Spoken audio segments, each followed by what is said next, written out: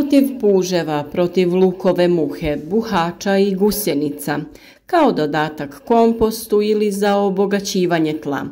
Pepeo od drveta se koristi u vrtovima za brojne namjene. S obzirom na to da je pepeo nastao sagorjevanjem biljaka, on sadrži 13 osnovnih elemenata potrebnih za rast biljaka. Izvrstan je izvor kalcija, kalija, fosfora i mikroelemenata za vrt. Njegova glavna zadaća u tlu je smanjenje kiselosti sredine. Kako bi ovo gnojivo efikasno djelovalo, treba poticati od pravog drveta. U današnjem videu ćemo da kažemo zašto je pepeo koristan za rast biljaka i kako ga koristiti na pravi način. Na našem kanalu možete pronaći mnogo korisnih savjeta o uzgoju voća i povrća, pa razgledajte. Lajkajte ako vam se neki video sviđa i tako podržite naš rad, te svakako zapratite naš kanal. Pišite nam u komentarima od kuda nas pratite, kako se kod vas uzgajaju biljke. Pitajte naravno sve drugo što vas zanima, a video možete podijeliti i na vašim društvenim mrežama. Kada drvo gori, dušik i sumpor se gube u plinovitom stanju, a kalcij, kalij, magnezij, fosfor i drugi mikroelementi ostaju u pepelu.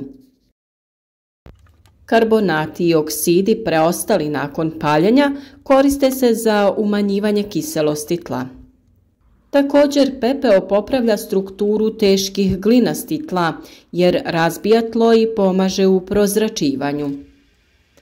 To gnojivo bogato kalijem općenito je dobra nadopuna uz životinjska prirodna gnojiva koja su većinom siromašna kalijem. Kalij u biljaka regulira ravnotežu vode, tkivo je čvrsto i sočno, te igra ulogu u prijenosu hranjivih tvari unutar biljke. U nedostatku kalija povrće je osjetljivije na sušu, mraz, bolesti i štetnike. Sam hemijski sastav pepela teško je standardizirati jer postoje velike razlike među vrstama pepela. Ustanovljeno je da pepeo sadrži puno kalija, te još 10 do 40% vapna, 5 do 10% fosfora i veliki broj mikroelemenata. No, ne sadrži dušik, pa ga je potrebno odvojeno nadodavati. U usporedbu sa mineralnim gnojivima, prosječni pepeo bi imao omjer kao NPK 0,1,3. Tako, na primjer, pepeo dobiven izgaranjem treseta i kamenog ugljena sadrži samo 1 do 2% kalija i fosfora, te neznatne količine vapna, pa nije preporučljiv kao gnojivo. Pepeo dobiven od briketa ugljena također nije preporučljiv za poboljšavanje strukture tla, jer se u njegovoj proizvodnji koriste štetne tvari kao petrolej, parafin, boraks, sumporov oksid i natrij nitrat. Isto se odnosi i na pepeo nastao izgaranjem peleta, koji nije dobro koristiti u svrhu prihrane biljaka zbog različitih primjesa koje sadrži. Pepeo od različitih vrsta drveta pokazuje različita svojstva. Tvrde vrste drveta općenito sadrže više fosfora i kalija nego crnogorica, ali puno manje kalcija. Također, tvrde vrste drveta kao što je hrast daju više pepela po jedinici upotrebljenog drveta i više hranjiva nego mekane vrste drveta. Pepeo od bukve i graba ima sadržaj oko 10 do 15% kalija i 5 do 10% fosfora. U prosjeku gorenjem drveta dobivamo oko 6 do 10% pepela.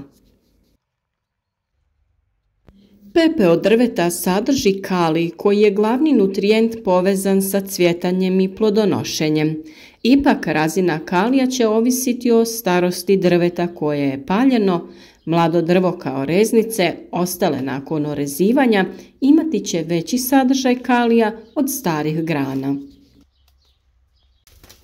Sama temperatura izgaranja igra ulogu u hemijskom sastavu pepela, pa tako, na primjer, više temperature uzrokuju veći gubitak kalija.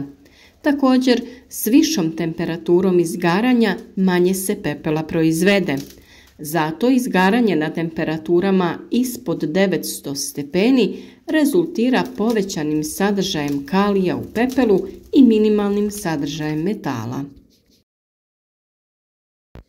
Prije same upotrebe pepela kao poboljšivača tla, preporučljivo je uzeti uzorak tla i dati ga na analizu, da se utvrdi pH vrijednost i količina hranjiva koje sadrži. Uzorci bi se trebali testirati u jesen ili zimu. Važno je odnijeti reprezentativan uzorak tla u ispitni laboratorij. O temi pravilnog uzimanja uzorka tla za analizu imate poseban video na našem kanalu. Također, bitno je čuvati podatke o prethodnim rezultatima analize jer onda možete usporediti promjene u sastavu nutrijenata. Korisno je upotrijebiti pepeo na tratini, cvjetnjacima i uz grmlje. Preporučljivo je dodavati oko 250 do 450 grama pepela godišnje na svaki grm. No pepeo je najkorisnije dodavati u uzgoju paradajza i drugih biljaka iz porodice pomoćnica.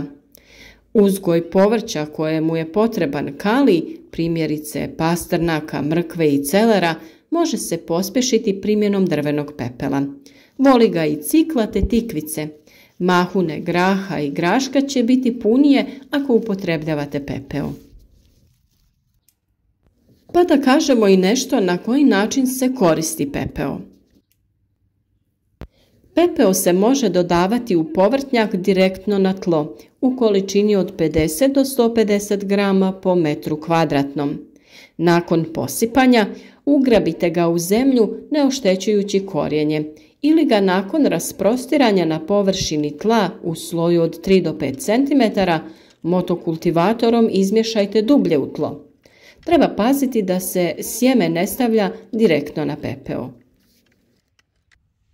Ono što je važno jeste da se što ravnomjernije pospe pepeo po tlu, što je teško dostižno zbog njegovih fizikalnih svojstava.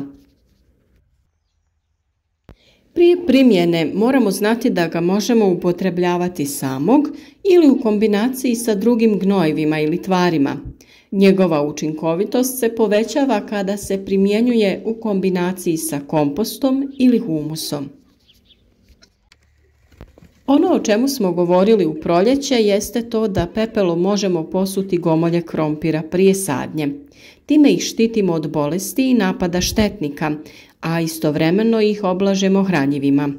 Koristi se 1 kg na 30 kg sjemenskog krompira. Ukoliko dijelimo gomolje, onda rane od rezanja možemo dezinficirati tako što ćemo ih posuti njime. Lučice crvenog i bijelog luka prije sadnje također možemo dezinficirati u otopini vode i praha pepela. U 1 litru vode dodajte 100 grama pepela, izmješajte i u to potopite lučice na sat vremena. Nakon toga ih lagano osušite i pristupite sadnji. Kupusnjače i repe ga vole i možemo ga dodavati prilikom pripreme zemljišta ili kada obavljamo sadnju presadnica kupusnjača. U svaku sadnu jamu se doda šaka pepela ili 1 jušna žlica i izmiješa se sa zemljom. Može se koristiti i u svrhu zaštite kupusnjača od štetnika. Kada biljke formiraju 2 do 3 prava lista, mogu se njime posuti kako bi se zaštitile od štetnika. U periodu vegetacije tretiranje se može obavljati više puta, posebno nakon kiše.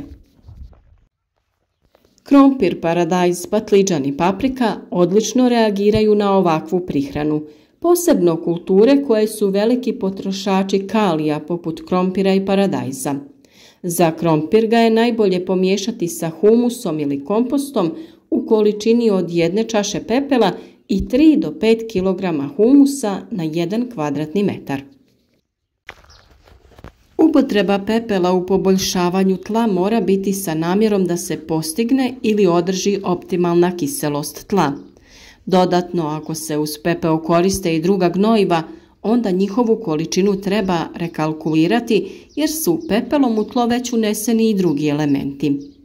To se pogotovo odnosi na usjeve koji su osjetljivi na višak fosfora i kalija. Neki radovi izvještavaju o štetnim posljedicama prevelike upotrebe pepela, no štete po usjeve nastaju samo zbog previsokog pH zemljišta koji nije optimalan za određene usjeve na kojima se aplicira pepeo. Najsigurnije je da se držite preporuke da na površini od 100 kvadratnih metara možete koristiti ne više od 10 kg pepela godišnje. Jesen je najbolje vrijeme za gnojenje pepelom. Tokom jesenske gnojidbe pH tla je općenito niži i ako tada koristimo pepeo, on će imati više vremena za biohemijske reakcije dok se vegetacija ne počne buditi. Pepeo se najčešće unosi u kiselo zemljište kako bi se povećala pH reakcija jer je on alkalan.